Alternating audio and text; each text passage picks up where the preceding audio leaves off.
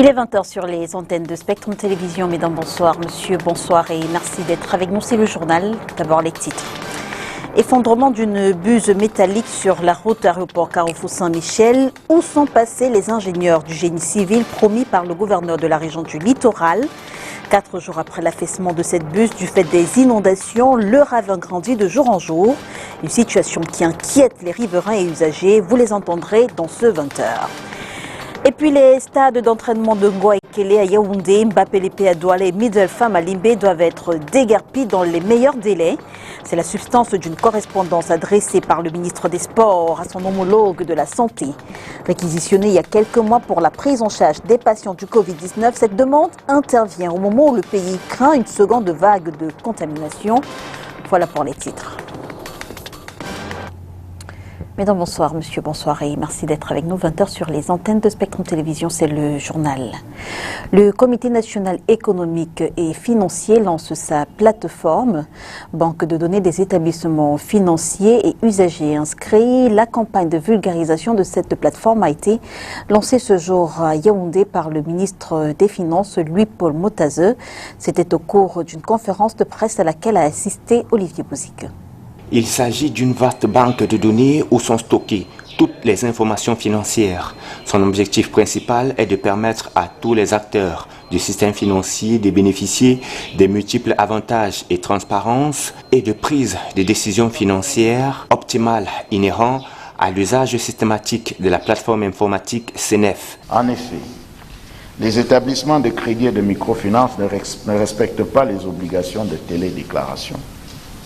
Certaines télédéclarations sont erronées ou incomplètes. La consultation des données de la plateforme lors de l'analyse des dossiers de crédit ou de la délivrance des instruments de paiement n'est pas systématique. Et on peut citer enfin que très peu de requêtes sont adressées au CNEF par rapport aux données centralisées par cette plateforme. À travers cette plateforme, chaque opération effectuée auprès d'une banque ou d'un établissement de crédit sera archivée. Toute personne, physique ou morale, peut avoir accès à ces informations. Il suffit de remplir les conditions préalables. J'attire l'attention des dirigeants des établissements de crédit et de microfinance sur l'obligation de renseigner cette base de données en procédant aux télédéclarations, conformément aux dispositions qui l'encadrent. Bien plus, je tiens à leur indiquer que des instructions conséquentes ont été données au secrétariat général du CNEF aux fins de sanctionner tous les établissements qui ne s'y conformeront pas à l'issue de cette campagne de vulgarisation. Entre autres avantages à tirer de cet outil, la baisse des taux de créance en souffrance des établissements de crédit et des microfinances. Cette campagne de vulgarisation de la plateforme informatique du Comité national économique et financier se poursuivra au cours des prochains mois auprès des établissements assujettis. Et dans la région du sud-ouest, les commerçantes du marché principal de Kumba sont en colère à l'origine de ce mécontentement. La fermeture de leur commerce par les autorités locales. Elles sont allées exprimer leur ras-le-bol au chef des Bafouts, Orient Danquin pour plus de détails. C'est comme une seule femme qu'elles se sont rendues au palais du chef suprême des Bafouts. Les commerçantes du marché principal de Kumba sont en colère. À l'origine du courroux, la fermeture de leur boutique. La zone en proie à une crise sociopolitique depuis 2016, les lundis ont été décrétés ville morte par les séparatistes. Les commerces qui n'ouvrent pas ce jour sont scellés par les autorités locales et c'est la population qui se retrouve entre le marteau et l'enclume. Ce mardi 25 août 2020, c'est en pleurs que ces commerçantes sont allées exprimer leur ras-le-bol au Fond Moukete de Fort et Coco. Moi, la présidente du marché, je suis également une femme. Mes congénères sont arrivés ce matin dans ma boutique. Je ne sais pas quoi faire. Elles disent que je suis la maman du marché et viennent me chercher pour qu'ensemble, nous allions poser notre problème au chef. Je supplie les administrateurs. Certaines de ces femmes sont veuves. Ce sont elles qui payent la scolarité de leurs enfants. Les maris sont morts dans la crise. Je vous en prie, monsieur, ayez pitié de ces veuves. Je suis à genoux pour ces femmes ayez pitié d'elle. C'est à huis clos que le maire de la ville, le maire de Kumba Ier et le conseil traditionnel Bafor se sont réunis pour une solution au problème. Et au sortir de cette concertation, le comité mixte a demandé à ce que soient enlevés les scellés apposés sur les boutiques de ces commerçantes. On vous le disait en titre, effondrement d'une buse métallique sur l'ex-aéroport Carrefour Saint-Michel, ici à Douala, où sont passés les ingénieurs du génie civil annoncés par le gouverneur de la région du littoral, Samuel Dieudonné Ivahadibois. 4 jours après l'affaissement de cette buse du fait des inondations, le ravin grandit de plus en plus, une situation qui inquiète les usagers et les riverains. René Narcisse Mouton.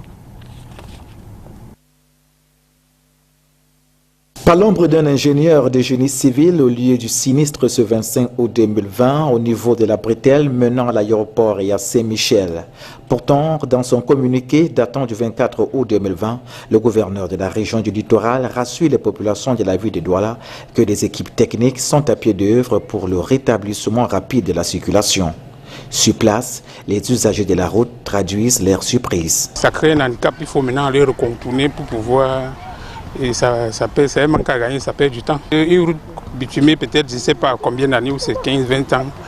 Je crois que les experts, ils devaient connaître que, bon, après déjà 20 ans, on peut changer les buses ou bien on peut refaire la route. Pas que c'est les pluies ou bien les grandes pluies comme ça qui vont nous surprendre. 4 jours après l'affaissement de la buse métallique du fait des inondations, l'activité est inerte sur cet axe routier. C'est en ces lieux que le sol s'est affaissé le 21 août 2020 alors qu'une forte pluie s'abattait dans la ville de Douala. Nous sommes sur la bretelle menant à l'aéroport international de Douala. D'après les riverains rencontrés sur place, ce ravin prend des proportions inquiétantes au fur et à mesure. En attendant que les travaux de réhabilitation s'effectuent sur cette route désormais impraticable, les automobilistes et autres usagers de la route sont tenus d'emprunter la déviation de circonstance. Tel que vous pouvez le constater, aucun engin motorisé n'a autorisation à circuler à cet endroit. Du fait de ce ravin, la route a donc été bloquée. Seule la mobilité humaine est possible en ces lieux, mais avec la grande précaution. Juste derrière moi, la déviation qui a été créée pour permettre la circulation des véhicules et autres engins motorisés. Sauf que cette déviation n'est pas du goût des automobilistes parce que présentant un danger. Ils nous torturent, comme d'habitude. Même la déviation, on a regardé devant là-bas, vous voyez les trous là-bas. C'est pas normal. On ne sait pas où passer exactement. Il faut aller contourner à la F, vous voyez un peu. Pour quelqu'un que vous voyez que je suis en train d'aller à l'aéroport rapidement pour déposer un truc qui doit partir là. S'il faut aller contourner à la F et si au hasard sur la route de la F je croise un embouteillage, ce que je suis en train d'aller déposer là, c'est foutu. Donc on est obligé de prendre le sens interdit là comme vous voyez et franchement c'est très dangereux. Vous voyez, regardez, il y a des herbes partout, ils ont même pas ils ont mis la déviation, d'accord, mais qui défrisent un peu pour qu'on ait la visibilité, hein, pour ceux qui viennent normalement sur la voie. Il n'y a pas de visibilité. Là, on se bat seulement tout seul et puis pour arriver à l'aéroport. Tout compte est fait, aucune autre solution, si ce n'est cette déviation avec tous les risques que cela comporte, n'est encore possible. Ici, ça va à vive allure dans les deux sens. Prévention routière, après la sensibilisation, place à la répression. Les éléments de la gendarmerie nationale sont descendus ce dimanche sur la route nationale numéro 5. Une descente qui a permis l'interpellation des conducteurs en marge de la légalité. Makidali Dinochom. Dimanche 23 août, la gendarmerie nationale se déploie sur la route nationale numéro 5 qui relie Bekoko à Banjoun, en passant par Loum, Kongsamba et Bafang. Outre le contrôle habituel, les gendarmes ont une fois de plus sensibilisé les usagers de la route sur le respect du port du masque en cette période de crise sanitaire. Bonjour monsieur, la prévention routière, je suis le Maïs Chebiaya, je fais de la voiture les pièces personnelles s'il vous plaît.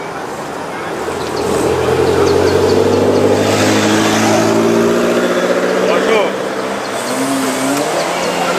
Votre cache-nez d'abord. On a dit portez les cache-nez. Portez-les s'il vous plaît. Le Covid-19 n'est pas encore fini. Portez les cache-nez.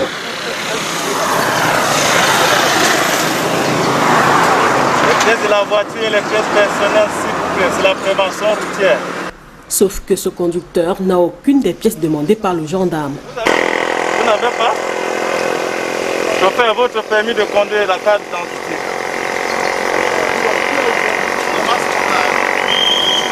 Vous avez dit que vous avez oublié, non?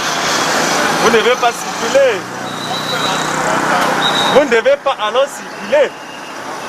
Parce que s'il y a un incident, donnez-moi les pièces de votre pièce personnelle, permis de conduire, carte d'identité, monsieur, s'il vous plaît. Face à l'absence des pièces personnelles et du véhicule, le conducteur est conduit au niveau de ce poste de fortune où se trouvent déjà d'autres conducteurs dans la même situation. Allez, comme ça, là, vous avez deux options. Soit vous vous faites auditionner ou vous venez payer l'amende. Après la sensibilisation, la gendarmerie nationale a entamé le week-end dernier la phase de répression dans le cadre de ses activités liées à la prévention routière. En éducation, les candidats au BEPC session 2020 envahissent ce matin les centres d'examen. En effet, des listes présentant des noms de personnes déclarées admises ont circulé sur les réseaux sociaux. Au téléphone, les responsables des services des examens n'ont pas reconnu ces résultats. D'ailleurs, selon le délégué régional de l'enseignement secondaire pour le littoral, c'est autour de 13 heures qu'ils ont reçu la totalité des 10 résultats qu'ils ont par la suite acheminé vers les chefs des établissements scolaires. En ce qui concerne les statistiques dans la région, au BEPC bilingue, on a un taux d'admis de 87,07% et 75,87% pour le BEPC ordinaire, soit un taux de réussite générale de 76,02%. Pour ce qui est du CAP STC, les admis sont évalués au taux de 52,91%, notant que tous ces résultats ont été transmis à la CIRTV Littoral pour lecture. En santé, comment gérer une nouvelle vague de Covid-19 au Cameroun? Il faut dire qu'à la date du 24 août 2020, le Cameroun enregistre 91%. C'est le taux de guérison de la Covid-19, des chiffres qui témoignent de la réduction de la pathologie dans notre pays, mais qui ne doivent pas être à l'origine du non-respect des mesures barrières. Inès Pangan. Avec la reprise du championnat local de football en septembre prochain, les stades aménagés pour la prise en charge des patients Covid-19 seront probablement déménagés. Des infrastructures de circonstances qui ont aidé le Cameroun à faire face à la pandémie de la Covid-19. Question à un médecin de santé publique, comment faire sans ces installations si le Cameroun connaît une deuxième vague de la Covid-19? Capacité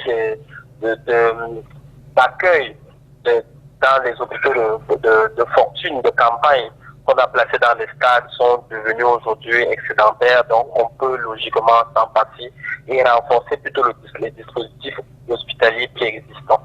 La gestion d'une probable deuxième vague qui va nécessiter la disponibilité d'intrants.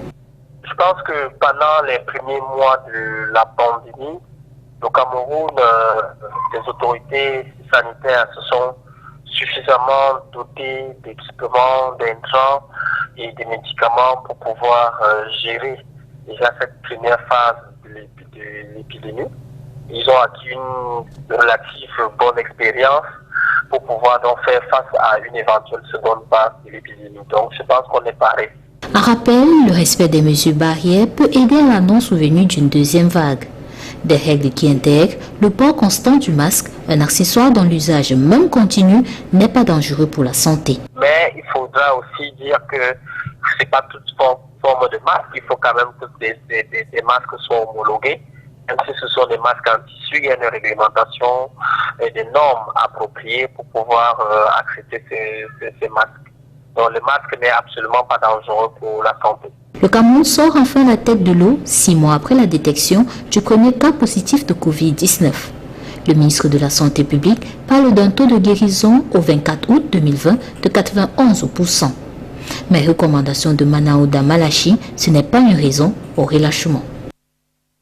Avec la reprise du Et toujours dans le rayon des mauvaises nouvelles, le centre de dépistage et de prise en charge des patients positifs à la Covid-19 de Bonasama est fermé depuis 2 mois maintenant. La raison, la démotivation du personnel qui ne percevait plus ni salaire ni prime. Inès Pangan reste avec vous.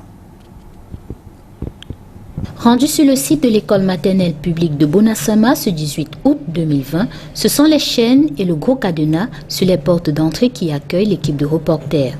Les affiches sur les murs de cette école renseignent que c'est ici le site choisi pour le dépistage et le suivi des patients testés positifs à la Covid-19 dans l'arrondissement de Douala 4e. Dans l'incompréhension, nous nous rendons à l'hôpital de district de Bonasama, situé à quelques mètres de là. Ici, les responsables disent n'être au courant de rien.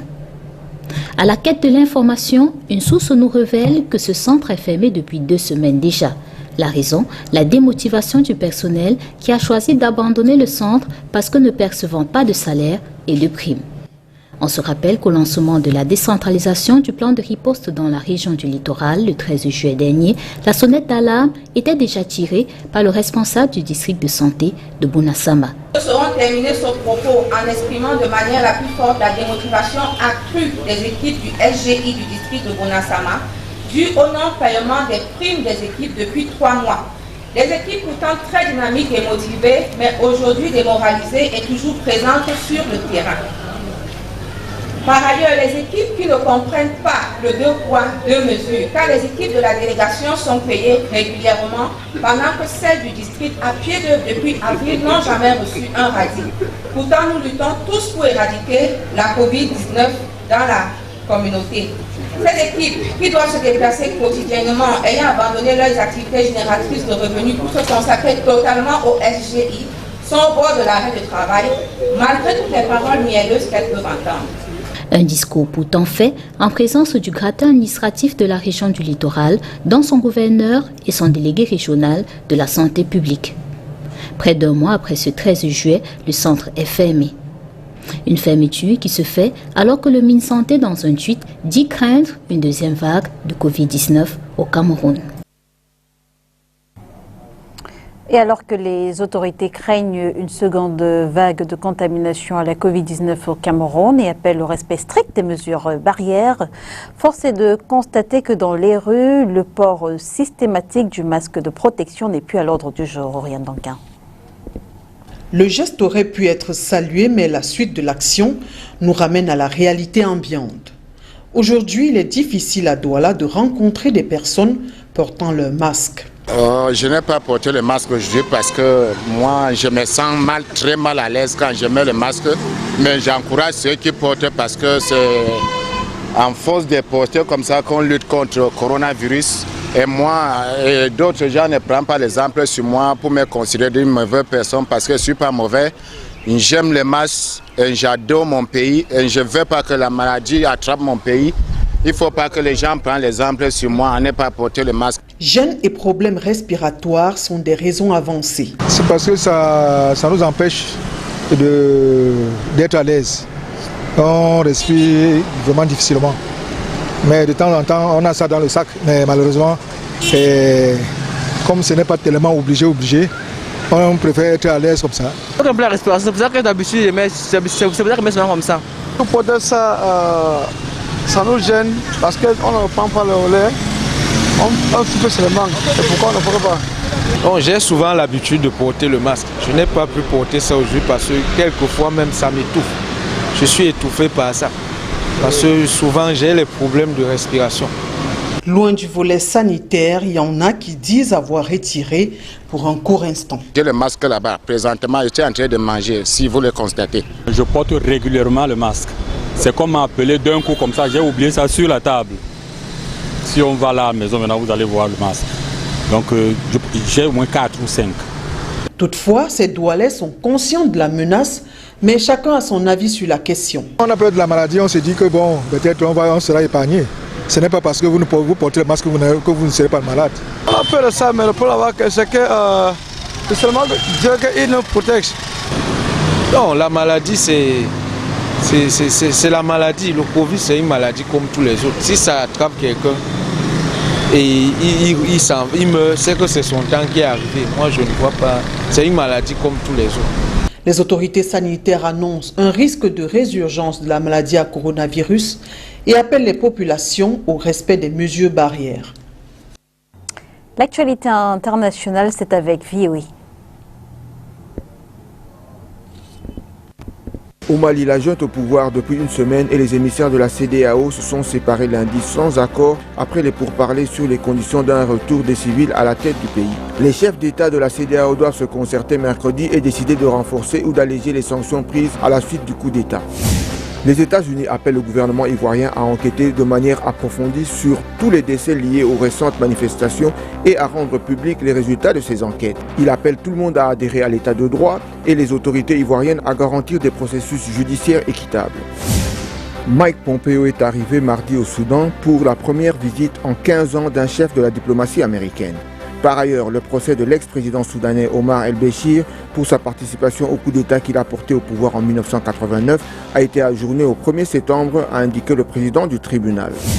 L'Organisation mondiale de la santé doit certifier mardi le continent africain exempt de poliovirus sauvage 4 ans après l'apparition des derniers cas dans le nord-est du Nigeria. Dans un communiqué, l'OMS se réjouit que plus de 1,8 million d'enfants aient été sauvés de cette maladie.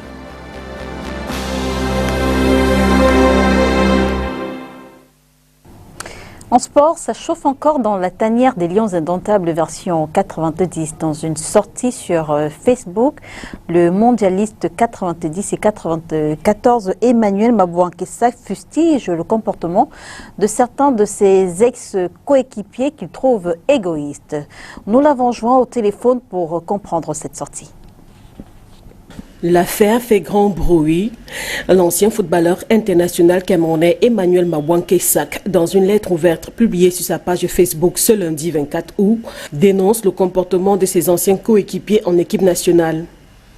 Pourquoi j'écris la lettre? Parce que suite à la sortie de certains grands frères, hein, je parle du cas de M. Eugène Ekeke qui dit que je les traîne dans la boue et que j'ai empêché d'être j'ai posé ma candidature pour empêcher d'être président de la fédération. Est-ce que c'est moi qui vote? Est-ce que c'est moi qui... si on m'a supplié toute la nuit, comme il le dit, donc mes voix ne comptent pas pour qu'il ne soit pas président? Celui qui est affectueusement appelé Pelé estime que les anciens lions, grands frères, ayant des distinctions honorifiques en forme de décoration selon ses écrits, ne tendent pas la main à la jeune génération. Aucun projet de réinsertion, aucune réflexion menée sur le football jeune ou le football féminin. Ces grands frères n'ont rien fait pour tirer les jeunes générations vers le haut. Trop d'égoïsme, martèle le mondialiste 90 et 94. Et puis quand je pousse ce cri ce cri-là, mais allons regarder, vérifier les faits. La plupart des anciens footballeurs n'ont pas un métier. Mais on les voit dans les télévisions, on les voit défendre certaines causes, mais jamais sur le terrain pour soit dans l'entraînement, soit dans les associations, soit pour amener des projets pour des jeunes, la réinsertion des anciens footballeurs. C'est de ça qu'il s'agit, c'est pour ça que j'ai crié, puisque je le fais ici en France, la réinsertion des anciens footballeurs. Il y a des preuves, je suis sur le terrain, j'ai organisé dans ma vie plus de 700 matchs dans les associations, des jubilés, j'ai placé des joueurs, j'ai aidé des joueurs, je peux donner des noms. C'est pour ça que je dis, mais à 54 ans, je suis grand plan, continuer à m'appeler petit. Non. Quand vous avez joué dans une équipe avec quelqu'un, c'est-à-dire les votre coéquipier, il y a le respect du grand frère, mais vous êtes coéquipier. Vous n'êtes plus un enfant. Emmanuel Mabouankessa rappelle que dans chaque pays où il est passé, comme en Asie par exemple, il a permis à au moins 100 collègues et jeunes footballeurs de trouver du travail. Ce que les autres n'ont pas pu faire selon lui. Rideau sur le 20h, mesdames et messieurs, merci de nous avoir suivis. On se retrouve dès demain 20h sur les antennes de Spectrum Télévision, si bien sûr Dieu le veut. Bonsoir.